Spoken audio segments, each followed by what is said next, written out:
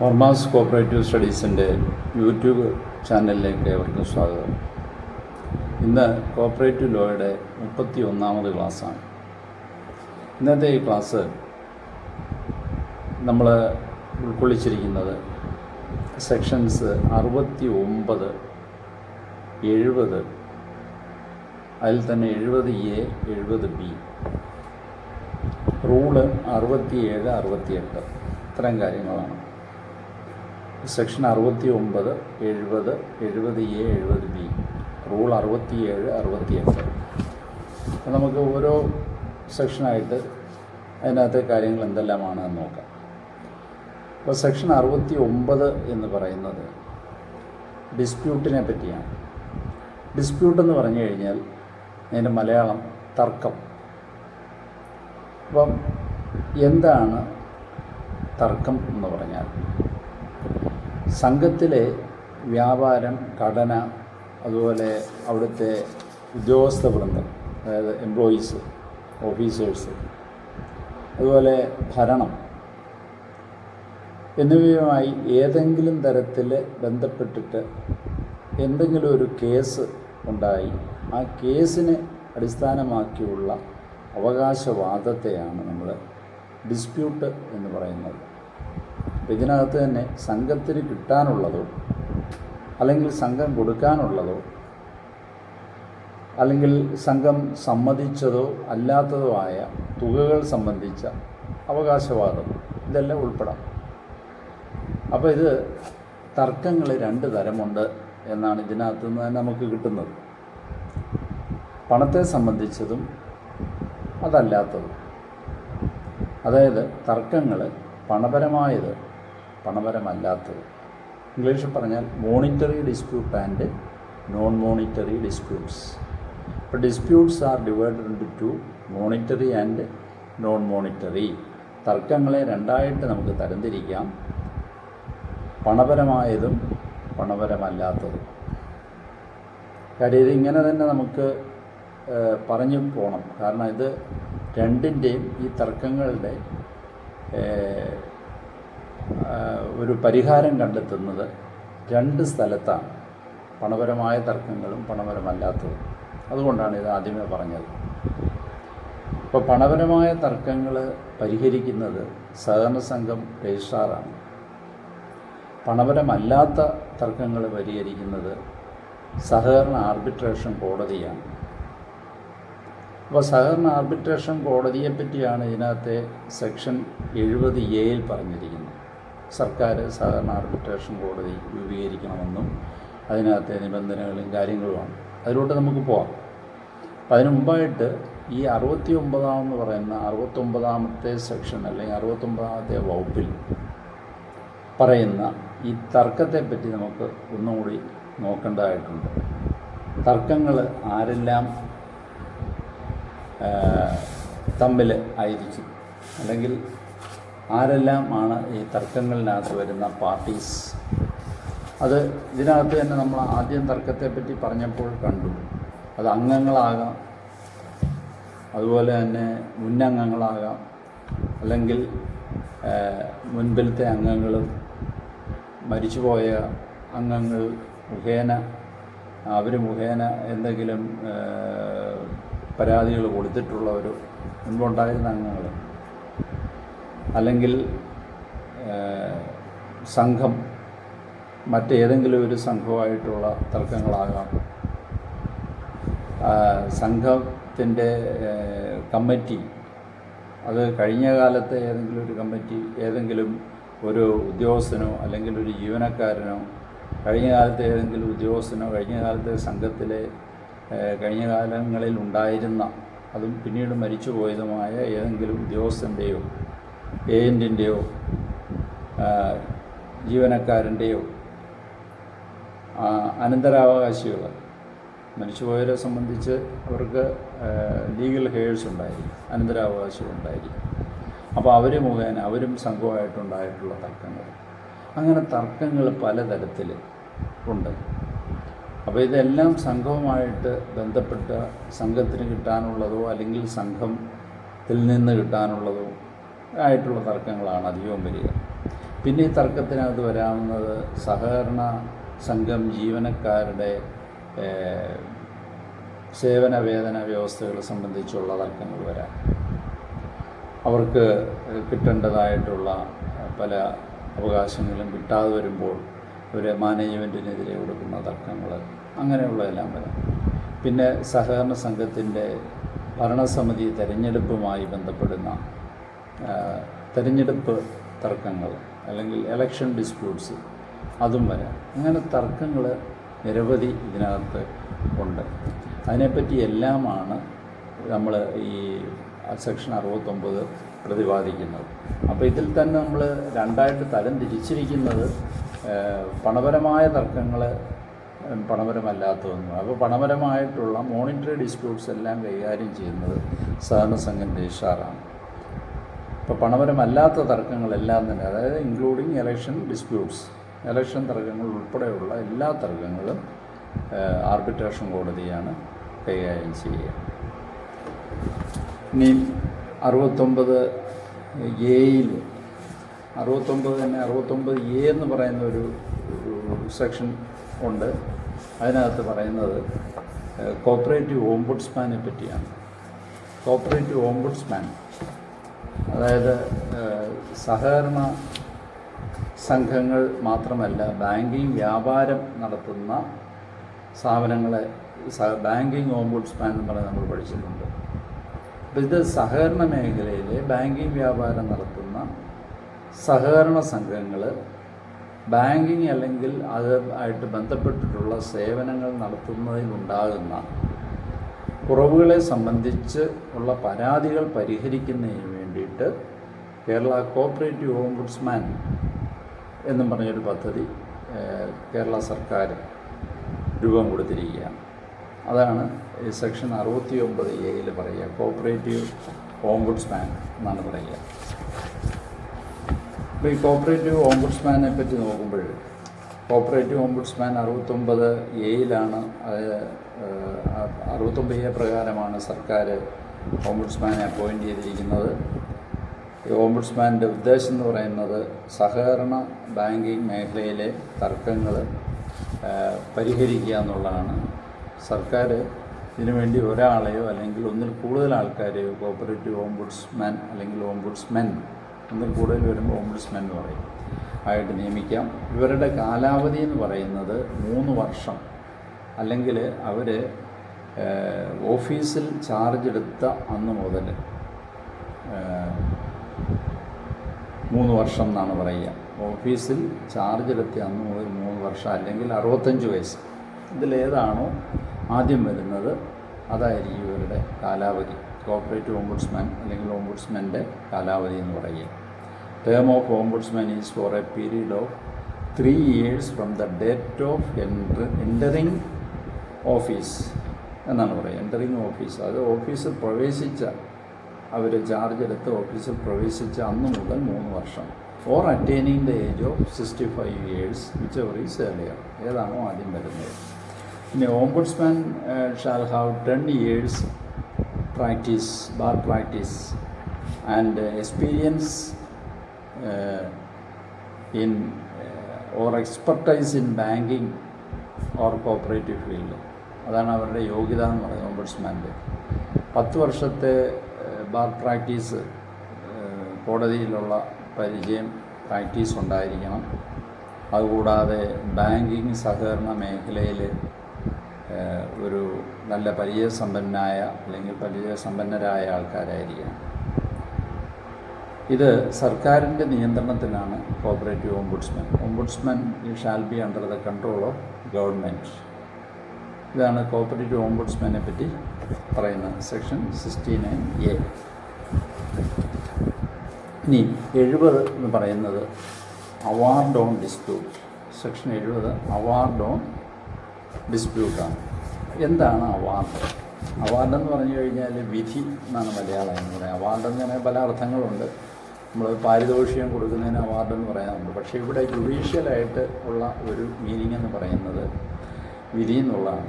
അതായത് തർക്കങ്ങളിലുണ്ടാകുന്ന ഒരു തീരുമാനം.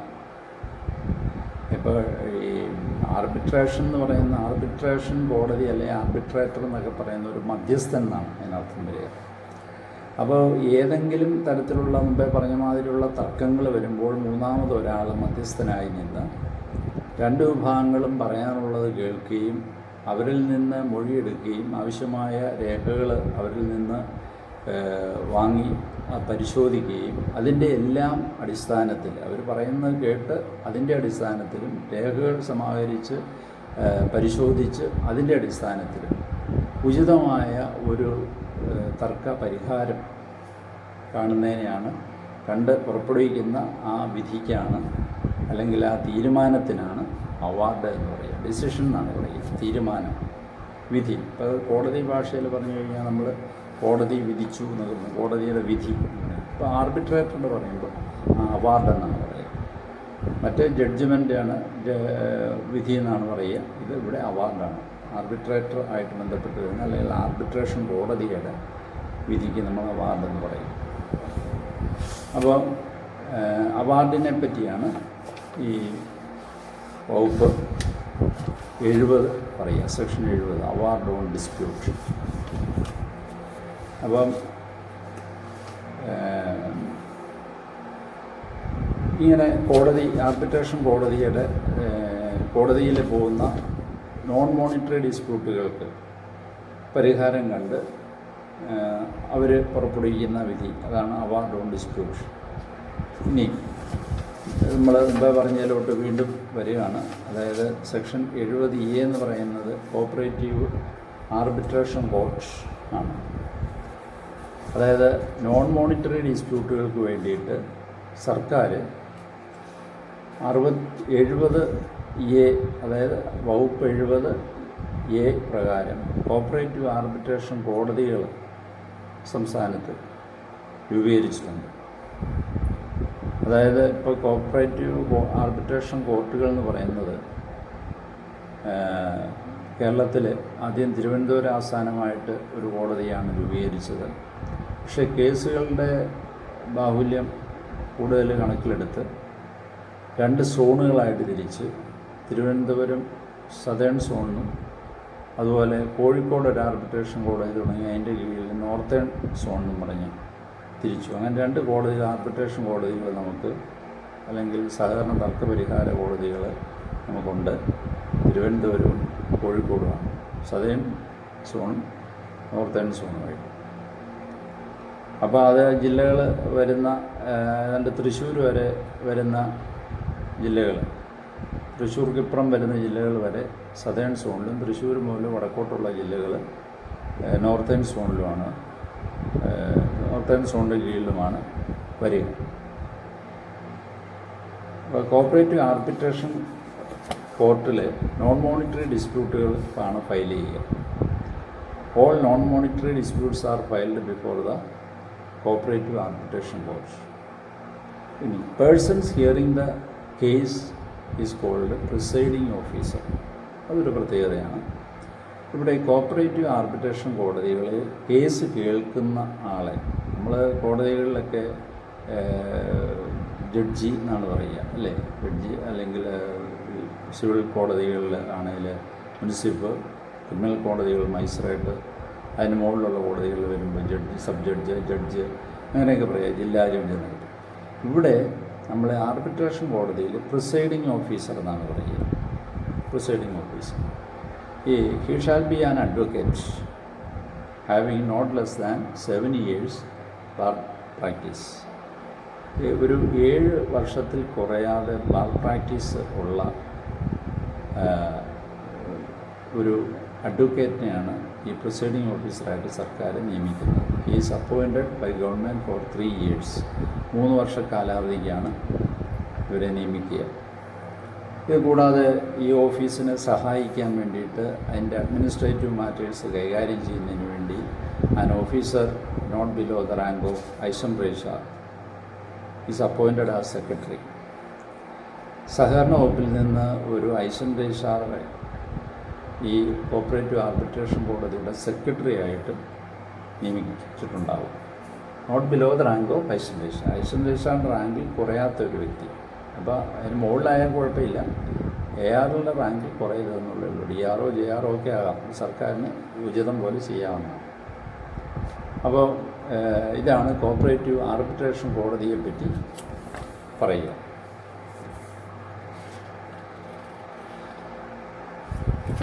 ഇനിയും സെക്ഷൻ 70A ആണ് ഈ പറഞ്ഞത്. 70B എന്ന് പറയുന്ന സെക്ഷൻ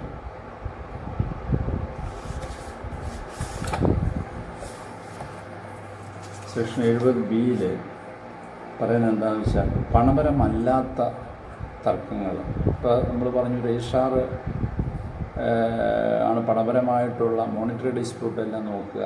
പണപരമല്ലാത്ത എല്ലാ തർക്കങ്ങളും, ഇലക്ഷൻ ഡിസ്പ്യൂട്ട്സ് ഉൾപ്പെടെയുള്ളതെല്ലാം സാധാരണ ആർബിട്രേഷൻ കോടതിയാണ് പരിഹരിക്കുക. അപ്പോൾ ഇതിന് മുമ്പ് ഒരുമിച്ച് രജിസ്ട്രാറാണ് ഇതെല്ലാം കൈകാര്യം ചെയ്തിരുന്നത്. ഇത് 2000 ആണ് ഇത് ഈ പുതിയ നിയമ ഭേദഗതി വന്നാണ് ആർബിട്രേഷൻ കോടതി രൂപീകൃതമായത്. ഏതാണ്ട് 2000 2003 മുതലാണ് ഇതിന് പ്രാബല്യം വന്നത്. 2003 കോടതികളൊക്കെ സ്ഥാപിച്ചു വന്നു. കോഴിക്കോട് കോടതി അതിന് ശേഷമാണ് സ്ഥാപിച്ചത്. അപ്പോൾ ഇങ്ങനെ ഈ കോടതികൾ വന്നതോടുകൂടി ഈ പെൻഡിങ് നിൽക്കുന്ന എല്ലാ കേസുകളും, അതായത് രജിസ്ട്രാറുടെ കസ്റ്റഡിയിൽ നിൽക്കുന്ന നോൺ മോണിറ്ററി ഡിസ്പ്യൂട്ട്സ് എല്ലാം തന്നെ ഈ ആർബിട്രേഷൻ കോടതിക്ക് കൈമാറണം എന്നാണ് പറഞ്ഞിരിക്കുന്നത്. മോണിറ്ററി ഡിസ്പ്യൂട്ടുകൾ മാത്രം രജിസ്ട്രാർ പരിശോധിച്ചാൽ മതി. അതാണ് 70Bയിൽ പറയുക. അപ്പോൾ 69, 70, 69A കോപ്പറേറ്റീവ് ഓംബുഡ്സ്മാൻ. 70 എന്ന് പറഞ്ഞാൽ അവാർഡ് ഓൺ ഡിസ്പ്യൂട്ട്. അപ്പോൾ 69 ഡിസ്പ്യൂട്ട്, 69A എന്ന് പറഞ്ഞാൽ കോപ്പറേറ്റീവ് ഓംബുഡ്സ്മാൻ, സെക്ഷൻ 70 എന്ന് പറയുന്ന അവാർഡ് ഓൺ ഡിസ്പ്യൂട്ട്, 70A എന്ന് പറയുന്നത് കോപ്പറേറ്റീവ് ആർബിട്രേഷൻ കോർട്ട്. ഇനി റൂൾ 67 എന്ന് പറയുന്ന റെഫറൻസ് ടു ഡിസ്പ്യൂട്ട്സ്. 67ാമത്തെ റൂളിൽ ഇതിൻ്റെ ഫീസിനെ പറ്റിയാണ് പ്രധാനമായിട്ടുള്ളത്. ഇതിന് ഫീസുണ്ട്. ഈ നമ്മൾ ഫയൽ ചെയ്യുമ്പോൾ, കേസ് ഫയൽ ചെയ്യുമ്പോൾ അത് ഓരോ 10 രൂപയ്ക്കും 50 പൈസ എന്നുള്ള ക്രമത്തിൽ കുറഞ്ഞത് 200 രൂപ. അതുപോലെ 1 ലക്ഷം രൂപ വരെയുള്ള മോണിറ്ററി ഡിസ്പ്യൂട്ടുകളാണെങ്കിൽ 2000 രൂപയും, 1 ലക്ഷത്തിന് മുകളിലുള്ള മോണിറ്ററി ഡിസ്പ്യൂട്ടുകൾക്ക് 5000 രൂപയുമാണ്. അപ്പോൾ ഓരോ 10 രൂപയ്ക്ക് 50 പൈസ എന്നുള്ള ക്രമത്തിൽ ഏറ്റവും ചുരുങ്ങിയത് 200 രൂപയ്ക്കും 200 രൂപ ആണ് അതിൻ്റെ ഫീസ്. പിന്നെ 1 ലക്ഷം രൂപ വരെയുള്ള കേസുകളാണ്, തർക്കങ്ങളാണ് ഫയൽ ചെയ്യുന്നതെങ്കിൽ ഫീസ് 2000. 1 ലക്ഷത്തിൽ കൂടുതലുള്ള കേസുകളാണ് ഫയൽ ചെയ്യുന്നതെങ്കിൽ 5000 രൂപയാണ് ഫീസ്. ഇതാണ് മോണിറ്ററി ഡിസ്പ്യൂട്ടിനെ സംബന്ധിച്ച്. ഇനി നോൺ മോണിറ്ററി ഡിസ്പ്യൂട്ടുകളെ സംബന്ധിച്ച് ആർബിട്രേഷൻ കോടതിയിൽ ഫയൽ ചെയ്യുന്ന കേസുകൾക്ക് സൊസൈറ്റി എംപ്ലോയീസ് ആണെങ്കിൽ, അതായത് സംഘം ജീവനക്കാരാണെങ്കിൽ 1000 രൂപ അവരടച്ചാൽ മതി. ഇലക്ഷൻ തർക്കങ്ങൾ, ഇലക്ഷൻ ഡിസ്പ്യൂട്ട്സ് ആണ് 5000 രൂപയാണ്. മറ്റെല്ലാ ഡിസ്പ്യൂട്ടുകൾക്കും 3000 രൂപ. അതുപോലെ ഈ ഡിസ്പ്യൂട്ടുകൾ SC/ST സൊസൈറ്റികളോ അല്ലെങ്കിൽ സ്കൂൾ കോളേജ് കോപ്പറേറ്റീവ് സൊസൈറ്റികളോ ഒക്കെ അവരുടെ തർക്കങ്ങളുണ്ടെങ്കിൽ അവരെയൊക്കെ ഫീസിൽ നിന്ന് ഒഴിവാക്കിയിട്ടുണ്ട്. SC/ST societies, school college cooperative സൊസൈറ്റികൾ ഇവരെ എക്സംപ്റ്റ് ചെയ്തിട്ടുണ്ട്. അവർക്ക് ഫീസ് അടയ്ക്കേണ്ടതില്ല. പിന്നെ ഈ തർക്കങ്ങൾക്ക് ഫീസ് അടയ്ക്കുന്നത് സർക്കാർ ട്രഷറിയിൽ മുൻകൂറായിട്ടാണ് ഫീസ് അടയ്ക്കേണ്ടത്. എന്നിട്ടാണ് നമ്മൾ ഫയൽ ചെയ്യുന്നത്, കേസ് ഫയൽ ചെയ്യുന്നത്. അപ്പോൾ ഫയൽ ചെയ്യുമ്പോൾ Kerala court fee and suit valuation act 1959 അനുസരിച്ച് ഈ കോർട്ട് ഫീസ് സ്റ്റാമ്പ് അപേക്ഷയിൽ പതിച്ചിരിക്കണം. ആവശ്യമായ കോർട്ട് ഫീസ് സ്റ്റാമ്പ് പതിച്ചിരിക്കണം. Kerala court fee and suit valuation act എന്ന് പറഞ്ഞ് 1959 ഒരു നിയമമാണ്. ആ നിയമപ്രകാരം ഈ കോടതികളിലും അതുപോലെ തന്നെ ആർബിട്രേഷൻ കോർട്ടിലും ഫയൽ ചെയ്യുന്ന എല്ലാ അപേക്ഷകളിലും ഈ കോർട്ട് ഫീസ് സ്റ്റാമ്പ് പതിച്ചിരിക്കണം. പിന്നെ റൂൾ 68 പറയുന്നത് എന്താണെന്ന് നോക്കാം. റൂൾ 68 വലിയ പ്രാധാന്യം കൊടുക്കുന്നില്ല. കാര്യം ഇത് mode of communication of award ഡിസിഷനാണ്. ഈ അവാർഡിൻ്റെ അല്ലെങ്കിൽ തർക്കത്തിൻ്റെ തീരുമാനം കമ്മ്യൂണിക്കേറ്റ് ചെയ്യുന്നത്. കമ്മ്യൂണിക്കേറ്റ് ചെയ്ത് ആ ഉത്തരവ് ഫയലിൽ സൂക്ഷിക്കേണ്ട കാലാവധി മാത്രമേ അതിനകത്തൊരു പ്രധാനം എന്ന് പറയുന്നത്. 12 കൊല്ലം കാലാവധിയാണ്. അവാർഡ് 12 കൊല്ലം സൂക്ഷിക്കണം. അതായത് ഒരു ഡിസ്പ്യൂട്ടിന്മേൽ ഒരു അവാർഡ് ഇറക്കി കഴിഞ്ഞാൽ ആ അവാർഡ് കമ്മ്യൂണിക്കേറ്റ് ചെയ്ത് കഴിഞ്ഞ് അത് ഫയലിൽ 12 കൊല്ലം സൂക്ഷിക്കണം. ഈ അവാർഡിന്മേൽ ഒരു തീരുമാനം പിന്നെ എടുക്കുന്നത് ട്രൈബ്യൂണൽ മാത്രമേ ഉള്ളൂ. ട്രൈബ്യൂണലിൽ അപ്പീൽ പോകണം. ട്രൈബ്യൂണലിൽ അപ്പീൽ പോകുമ്പോൾ ഇതിന് 82ാമത്തെ വകുപ്പാണ് ട്രൈബ്യൂണൽ നമ്മൾ പഠിക്കാൻ പോകുന്നേ ഉള്ളൂ. ആ 82ാം വകുപ്പ് അനുസരിച്ച് മാത്രമേ പിന്നീട് ഇതിനൊരു ഫൈനൽ ഇത് വരുന്നുള്ളൂ. അപ്പീൽ ഉണ്ടെങ്കിൽ ട്രൈബ്യൂണലിൽ ഒരു വിധി മാത്രമേ പിന്നെ ഉള്ളൂ. അപ്പോൾ അതുകൊണ്ട് ഇത് നമ്മൾ ഈ ഓർഡർ അവാർഡ് ഇഷ്യൂ ചെയ്ത് കഴിഞ്ഞാൽ 12 കൊല്ലക്കാലം സൂക്ഷിച്ചിരിക്കും. ഇനിയും സെക്ഷന് ഈ 69ാം വകുപ്പ് പ്രകാരം അതിൻ്റെ കീഴിൽ വരുന്ന ഒരു തർക്കത്തിൽ അവാർഡ് പുറപ്പെടുവിക്കുന്നതിന് കാലതാമസം വരുന്നുണ്ടെങ്കിൽ ഇടക്കാല ഉത്തരവുകൾ വേണമെങ്കിൽ അത്യാവശ്യമാണെന്ന് തോന്നുകയാണെങ്കിൽ പുറപ്പെടുവിക്കാവുന്നതാണ്. ആർബിട്രേഷൻ കോടതിക്ക് പുറപ്പെടുവിക്കാം ഇടക്കാല ഉത്തരവുകൾ, ഇൻ്ററിം ഓർഡേഴ്സ്.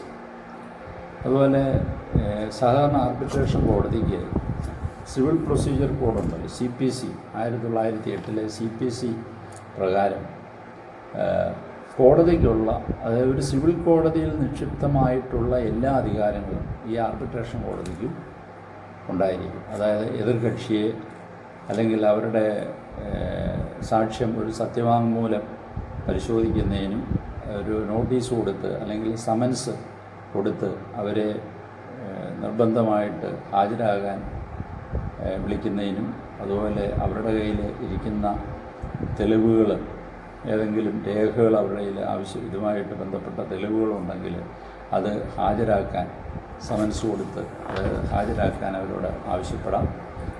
അതുപോലെ സത്യപ്രസ്താവന ചെയ്യിക്കാം. അങ്ങനെ ഏതൊരു തെളിവും പരിശോധിക്കാം. ഇത് കോടതിക്ക്, സിവിൽ കോടതിയിൽ നിക്ഷിപ്തമായിട്ടുള്ള എല്ലാ അധികാരങ്ങളും ഈ ആർബിട്രേഷൻ കോടതിക്കും ഉണ്ടായിരിക്കും. അതാണ് ഇതിനകത്ത് പറയുന്ന ഈ സെക്ഷൻ 70 പറയുന്ന മറ്റൊരു കാര്യം. അപ്പോൾ 69, 69A, 70, 70A, 70B, പിന്നെ റൂൾ 67, 68 ഇന്നത്തെ ഈ ക്ലാസ്സിൽ. ഈ തെരഞ്ഞെടുപ്പുമായിട്ട് വരുന്ന ഏതൊരു തർക്കവും തെരഞ്ഞെടുപ്പ് തീയതി മുതൽ 1 മാസത്തിനുള്ളിൽ കോർപ്പറേറ്റീവ് ആർബിട്രേഷൻ കോടതിയിൽ ഫയൽ ചെയ്യണം, അല്ലെങ്കിൽ അത് പരിഗണിക്കത്തില്ല. അതുപോലെ നമ്മൾ മുമ്പ് കോർപ്പറേറ്റീവ് ആർബിട്രേഷൻ കോർട്ടിലെ സെക്ഷൻ 70A പറഞ്ഞപ്പോൾ 2 സോണുകളായിട്ട് തിരിച്ചു എന്ന് പറഞ്ഞു. അത് 2003 തിരുവനന്തപുരത്ത് ആദ്യമായിട്ട് കോർപ്പറേറ്റീവ് ആർബിട്രേഷൻ കോർട്ട് സ്ഥാപിതമായത്. 2010 കോഴിക്കോട് നോർത്തേൺ സോണായിട്ട് ഒരു കോടതി രൂപീകരിച്ചു. ഇങ്ങനെ 2 കോടതികളാണ് നിലവിലുള്ളത്. അപ്പോൾ ഇത്രയും കാര്യങ്ങളാണ് ഇന്നത്തെ ഈ ക്ലാസ്സിൽ പറഞ്ഞത്. ഇത് നിങ്ങൾ പലവട്ടം കേട്ട് മനസ്സിലാക്കുക. എന്തെങ്കിലും സംശയങ്ങളുണ്ടെങ്കിൽ ചോദിക്കുക. അടുത്ത ക്ലാസ്സിൽ പുതിയൊരു ടോപ്പിക്കും പുതിയ സെക്ഷനുമായിട്ട് വീണ്ടും കാണാം. അതുവരെ എല്ലാവർക്കും നന്ദി.